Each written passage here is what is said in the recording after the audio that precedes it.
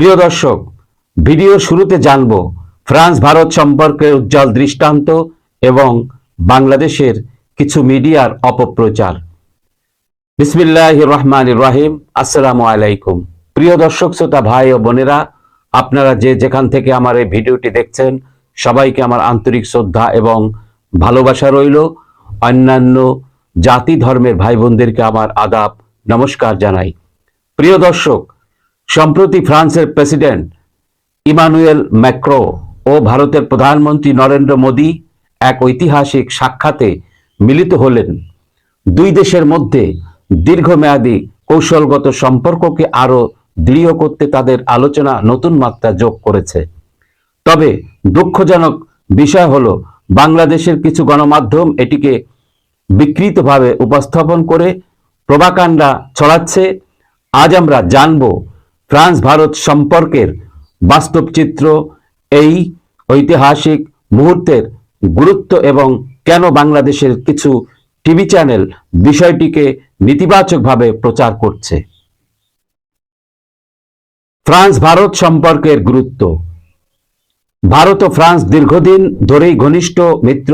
প্রতিরক্ষা, বিজ্ঞান, প্রযুক্তি এবং জলবায়ু পরিবর্তন মোকাবেলায় এই দুই দেশ একসঙ্গে কাজ করছে। বিশেষ করে ফ্রান্সের রাফাল যুদ্ধ বিমান, নিউক্লিয়ার এনার্জি পার্টনারশিপ এবং এআই গবেষণার ক্ষেত্রে ভারত ও ফ্রান্সের সহযোগিতা বিশ্ববাসীর নজর কেড়েছে। এই বছর প্যারিসে অনুষ্ঠিত এআই অ্যাকশন সামিটে অংশ নিয়ে নরেন্দ্র মোদী এআই প্রযুক্তির সম্ভাবনা নিয়ে গুরুত্বপূর্ণ আলোচনা করেছেন। পাশাপাশি ফ্রান্সের ভারতীয় কনসুলেট উদ্বোধন এবং আন্তর্জাতিক কূটনীতিতে ভারতের অবস্থান আরো দৃঢ় হয়েছে। ম্যাক্রো মোদী বৈঠকের ইতিবাচক দিক। ফরাসি প্রেসিডেন্ট ম্যাক্রো নিজেই বলেছেন, ভারত বিশ্বের অন্যতম শক্তিশালী অর্থনৈতিক ও কৌশলগত অংশীদার। ফ্রান্স চায় ভারত ইউরোপীয় ইউনিয়নের সঙ্গে আরো দৃঢ় সম্পর্ক গড়ে তুলুক। তাই মোদির ফ্রান্স সফর শুধু একটি সৌজন্যমূলক সাক্ষাৎ নয়, বরং এটি ছিল দুই দেশের পারস্পরিক স্বার্থ সংরক্ষণের একটি গুরুত্বপূর্ণ কূটনৈতিক অঙ্গীকার। এই সাক্ষাতে উভয় নেতা ভারতের প্রতিরক্ষা, উন্নয়ন, ক্লিন এনার্জি ট্রানজিশন এবং আঞ্চলিক নিরাপত্তা নিয়ে কথা বলেছেন। বিশ্বের দুই শক্তিশালী রাষ্ট্রনেতার মধ্যে এমন গুরুত্বপূর্ণ সম্পর্ক অবশ্যই আন্তর্জাতিক স্থিতিশীলতার জন্য গুরুত্বপূর্ণ। বাংলাদেশের মিডিয়ার অপপ্রচার। কিন্তু বাংলাদেশের কিছু গণমাধ্যম কি করছে? তারা এই কূটনৈতিক সফলতাকে বিকৃতভাবে উপস্থাপন করছে। কিছু টিভি চ্যানেল দাবি করছে ফ্রান্সের প্রেসিডেন্ট মোদির সঙ্গে হাত মিলাননি, যা একদম মিথ্যা ও ভিত্তিহীন। এমন মনগড়া তথ্য দিয়ে তারা আসলে কি প্রমাণ করতে চায়? কিন্তু বাংলাদেশের কিছু গণমাধ্যম কি করছে?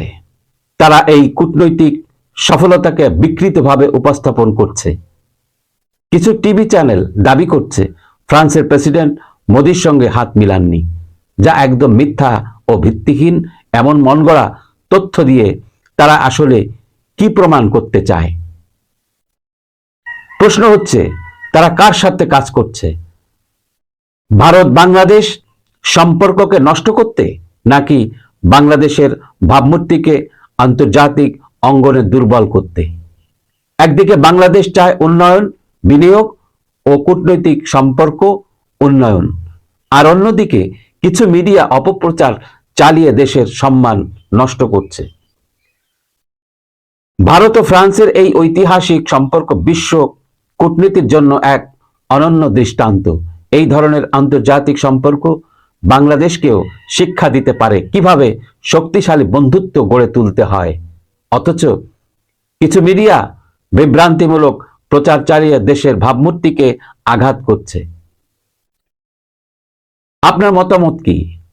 আপনি কি মনে করেন বাংলাদেশের মিডিয়া আরো দায়িত্বশীল হওয়া উচিত, নাকি এই ধরনের বিভ্রান্তি চালিয়ে যাওয়া উচিত?